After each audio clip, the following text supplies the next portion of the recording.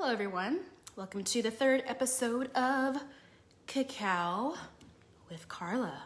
So I apologize, or thank you for being patient with me. I was about to start this live and realized I did not make cacao yet. So I'm making some Keith's cacao right now and got it all nice and frothy. I'm doing an extra one for ancestor and future self. All right, cool. So if you're tuning in live or tuning in later, I invite you to take a cup of water, tea, cacao, whatever it is that you have. Put both feet on the floor and taking your cacao in your hand. You can either hold in your left or your right hand and then put your opposite hand on the top of it. And I'm just gonna do a quick little blessing. So whatever it is that you're drinking or something that you have in your hand right now, other than your phone, and take a deep breath and repeat after me. I deeply respect the space in which you exist. I deeply respect the space in which I exist. I deeply respect the space in which we exist. So again, I deeply respect the space in which you exist. I deeply respect the space in which I exist. I deeply respect the space in which we exist. And then you can drink your cup. I'm just gonna bless the other cup right quick. So now that I have like one for me and also one for ancestors, so I'm just gonna say this one silently to myself.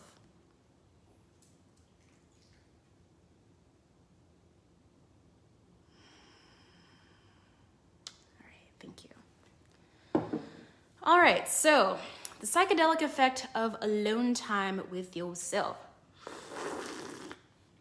So often when people ask me about shadow work, shadow integration, and the things that I recommend for doing that and getting started with it. The first thing feel like I just keep saying the first thing. One of the first things, or one of the foundational practices that I use for the integration part of shadow work, shadow integration, and not just like doing one big thing or one big workshop or one ceremony or one ayahuasca journey or one, cacao journey, like whatever it is that is. One of the things that is super accessible that I find to have not only just like a shadow integration experience, but just like to really fucking get the most out of my life and enjoy everything that is being offered to me is to have some alone time. And this is, for me, it feels like the level of difficulty it was to for some people to meditate, because I know there's a lot of people that are like, yeah, I know that meditation's great for me, but how do I actually get myself to sit still and not do anything and not just like have my head full of thoughts and just racing ideas of all the things I should have did and their, my to-do list, like it's gonna get even longer. What do I do? So there's a few tricks that I've used to actually enjoy my alone time and not just use my alone time to fix myself or use my alone time or have the universe force me to have alone time by getting sick or breaking a bone or whatever, is to enjoy the things, like just do something I enjoy and like fall into a meditative state with that. So that's one of the reasons I really loved cacao and getting started with having cacao on a more daily, like 2 to 3 times a week. It was just something that I knew that I could do and not look at my phone. That's as simple as it was. It was not some lofty thing like, oh yeah, I'm totally gonna be talking to my ancestors. I'm gonna be channeling all this information through tarot cards. It was literally, I was like, okay, this tastes so good that I'm willing to drink this cup of cacao without looking at my phone, without having to talk to anybody, without having to be like in a party situation, which that is one of the things I've been pretty grateful for 2024 is that I miss large gatherings, and there were so many fucking like just acquaintance kind of people that I was constantly spending a lot of time around and not really well, you know what? That's a different subject. We can talk about that later. Tricking yourself into having alone time with yourself. So doing something that you really enjoy without like making some sort of agenda. Like if I've heard this spoken a lot about for people who are like sex educators, sex workers, or people who otherwise help, especially women have orgasms. And, you know, women are like, oh, how do I have these big orgasms? Or I've never had an orgasm and I'm 40 years old, help. The first thing is to not have like a goal orientedness to it, because just imagine like yourself in like just constantly being like the way that I'll just put myself lumped into this too, but the way that we can just only focus on ourselves and we're scrutinizing something about ourselves. Like my thighs are fat. Like I don't like this zit on my face. Like why the fuck did I eat that cheese bread? Or, you know, like I have all these things to do, like, or why am I not like this Instagram perfect person who lives in Bali and like made $1 billion on crypto, or, you know, like whatever that thing is for you. And like, you know, when is the last time that you've really just spent some time with yourself? No goal in mind, just staring off into space, not stressed out. And, you know, maybe you're tuning out, maybe you feel like you're tuning in, but one of the things I found, especially in the earlier days of quarantine and lockdown, was that boredom can be really fucking psychedelic. Like true boredom, like I'm not doing anything, like there's nowhere for me to go, there's nowhere for me to be. And even if I just have to make that myself, like maybe I have like obligations with, you know, job, partner, whatever, I'm just choosing to not do anything right now. It feels so fucking good. And I've had really great experiences, just downloads, information, connections. When like going back to the whole like tarot card channeling and all of that stuff, the first time I realized that I could even read cards for other people was in a moment of boredom. It was in a moment of I'm just kind of doing whatever I want to do. And again, like I'm tricking myself to not being on my phone by drinking a cup of cacao, because that's something I like doing by myself without having my phone.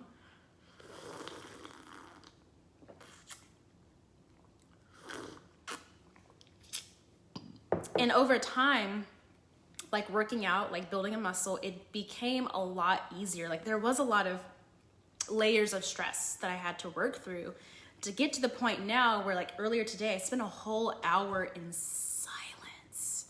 No Hulu, no phone. Actually, no, I looked at my phone a couple times. I take that back. Wasn't complete silence. It wasn't like phone free, technology free, but like I wasn't like listening to music. I wasn't watching TV. I wasn't doing any work related stuff. I'm taking this week off. So I don't even have like my landing page for like my next cacao ceremonies. I will do that shit later. Best believe there's more information coming about that later. But I was just thinking about like, what is something really meaningful that I can share right now for this great conjunction, for everything that's happening right now? Because there's like a lot of twittering and buzzing about the conjunction, which technically happened 2 days ago. Like every chart that I look at, when I look to see like when Jupiter and Saturn were both are and or would be both at 0 degrees of Aquarius, it wasn't today, it was 2 days ago. Jupiter moved into 0 degrees Aquarius on Thursday, and then Jupiter joined it on Saturday. Why the fuck we're talking about it today, I don't know. But like, it's just one of those things where I'm like, yeah, just doing some things alone and like not really paying attention to like what everyone else is doing or saying. But I mean, if there are any astrologer friends out there watching this right now and you can explain to me how the conjunction is more exact today than it was 2 days ago, I would love to understand that, because I am not the most advanced astrologer. There's some things that they start talking about and I'm just like, not like largely, but like I bought a advanced astrology course and I got through like the first of 5 parts and I was just like, you know what? I will probably never use any of this shit. Like I am fine with the houses and the north node and the south node and the transits. Like I'm good. So I just like the spaciousness around that. So if there's someone out there who can explain to me, like I would love to hear it. But I'll probably keep this particular episode a little bit shorter because I'm finding that silence is pretty addictive for me. So even when I say alone time, for me, like particularly the alone time when there is silence, where I'm creating those, whatever boundaries I need to put up, whatever it is I need to do to create the silence, and just really like luxuriate and like wrap myself in it. Just really breathe with it, breathe into me, and I just feel myself like having, like training myself over time, like falling inward into this inner blissful, not even always blissful. I don't want to like project that I always feel blissful. I don't. This inner and outer, just falling inward and upward all at the same time. So like even just the ways of describing what silence feels like to me now versus what silence felt like to me 3 years ago is just like, wow, like I used to be super fucking anxious anytime there was silence. I would fill it with something. And then I was like, okay, like I just noticed like I'm constantly filling and making excuses and filling in this empty space, whether it's, you know, days off, the days that I have off work, that I'm filling it with really surface level things, or, you know, time that I have to myself, or silence, or I'm just, you know, making up something to be upset about. And I've heard my brain, I've heard my mind gearing up to do that. So I just wanted to share that tonight for anyone who is staying home right now, just feeling into what you want to do for this solstice. Happy solstice, by the way. Is there something specific I want to share specifically right now? Yeah, I feel like I want to slow down. I feel like there's some more things to pull up, to share here. But that's around, it's around recognizing and bringing up things that I want to improve about myself, or just being aware of things that I may have consciously run away from, that I didn't want to look at, and I was filling space in to like run away from. Particularly, I'll share something super, super vulnerable. So about 2 days ago, when like the actual, at least according to what I saw, the actual conjunction happened, I had a cacao ceremony. And well, I call them shadow integration ceremonies now because they are super duper focused on shadow integration. We go really deep with that stuff. But the portion, it's like a three-part ceremony, but the portion that was the ceremony itself, that was live over Zoom. And so at the end of my ceremonies, I do a tarot card channeling. And I call it a tarot card channeling because I don't just read if you Googled this card that I drew, it wouldn't be what I'm sharing. Like what I'm sharing is like a channel of like, you know, time specific, in this many weeks, this is happening. And, you know, this is what's being, you know, shared, and this is how to integrate and all this stuff. So I recently raised my prices by a lot from what I was charging last year. And so there was this pressure, and my ego was super fucking loud. And I was like, you have to do a great reading. You have to do awesomely. And so there was a card that presented itself in a way that tarot cards usually don't present themselves to me. Usually if I'm reading cards and a card falls out of the deck, I'm like, cool, I'm reading that card. That card has something to say. It's just like, yo, read me, okay? And and so there was a card that presented itself in a way that almost seemed like a mistake. And I was like, well, I looked down at it. Also, it was a very scary looking card. So in the Thoth deck, there is the Ten of Swords. So Ten of Swords, pretty much in any deck you look at, is a very horrendous and scary looking illustration. So for context, the Ten of Swords in the traditional Rider-Waite deck is someone laying on the ground with 10 swords stuck along their spine.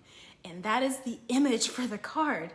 And even in the Thoth deck, which is what I was using during the ceremony, it still looks really fucking scary. So when I was looking down, I was like, I don't want to read that card. I want to read like a scary card. It's this, I want this ceremony to feel safe, like, just, you know, whatever. And so, you know, I had a lot going on. Like I was, you know, holding space. I was, you know, paying attention to everybody's screen to make sure that everybody was physically present for the reading. And, you know, I was managing all of these things. And so after I turned off the camera, we'd already closed out the ceremony, I just spent 30 minutes in silence. Part of me is like, oh, cool, like I've done the thing. I'm gonna go chill with the dog and maybe watch some TV. And I was like, no, like I felt really called to just be silent. So, you know, reflect into your own life, like the times that you just feel like your heart or like just something within you wants to just like chill the fuck out and like not do anything, not watch TV or do anything, like no scrolling, just like really just being with yourself. Because even though watching TV can feel relaxing because we're tuning out, it's still taking you outside of yourself. So really quality alone time and quality silence is really about not having yourself be outside of yourself, but really yourself being in yourself. Being in yourself, because being with yourself can sound a little bit confusing. I think being inside of yourself, for me at least, like that thought and that wording makes a little more sense. Anyway, so going back to the story that I was telling. So I'm just like, okay, I want to do this. I don't want to share this scary ass cart with people during this thing. But then I took some silence, and then I felt drawn to pull out my journal. So I pulled out my journal, and I started writing about how odd it was that this Ten of Swords showed up in this reading, or tried to, and it was just like glaring at me the whole time. I didn't even feel like I was supposed to flip it back over, so I wouldn't be looking at it while I was trying to do the rest of the reading. And so it actually came in, and I channeled that the message that was wanting to come through for the card had nothing to do with doom and gloom. It had nothing to do with ruin or being stabbed in the back or like any sort of ego death kind of thing, except that I had an ego death because I was resisting it. And I was like, oh shit, that's hilarious. I was like, fuck. It's like, here I am running from some shit, and it's like not even scary. So you know, it was just so beautiful because the message that was channeled, like the symbolism of it directly related to the shamanic journeying, like the meditation that I led, which the meditations I lead, I don't pre-plan that shit. I just roll up and I'm just like, cool. I've cleaned and cleared my energy and my vessel as much as possible, and I'm just here to receive and bring it through for whatever people who are showing up need to hear. This is not for me or strictly for me. Of course, like I can benefit from it, and like I want this to not be coming from my ego or my mind. And I was like, damn. Like my ego was like, grab all the things, grab all the control. So I had a laugh about it, and then the next day I sent all of my attendees like, here's an email with like what actually wanted to come through and the very practical step in whatnot that it had to share. So that was a really big lesson for me, and really vulnerable and really fucking edgy and kind of embarrassing and ego annihilating, where I'm like, shit, like I'm charging how much for this thing, and I'm like making this a big deal, and I'm like fucking up, like I want to fuck it up, and then I kind of flipped it up a little bit. So if there's anything that's ever like happened to you like that in your life, I invite you to share it with me. I would love to hear your funny stories about like getting a really clear message about something and pretending to not hear it, or like try to negotiate or you know, otherwise allow your mind and your ego to be like, no, but this would actually be, this makes more sense, and we don't want to fuck with other people's vibes, and we don't want to be wrong or bad or whatever. And it's like, that's okay, ego. Like I know that you're just trying to keep me loved and safe and all of that stuff, but like we got this. Like we got this. So I thought that was a cool thing to share, or at least I'm telling that myself now, because I feel a lot more relaxed and open in my body having gotten that off of my chest. So with that, if anyone has any questions, feel free to reach out to me. Usually I would stay on for a little bit longer to take questions, but I'm gonna get back to my own silence practice and just being with myself on the longest night of the year. And I wish you well, peace, and lots of awesome alone time and orgasms and all of the good things in life. All right, bye.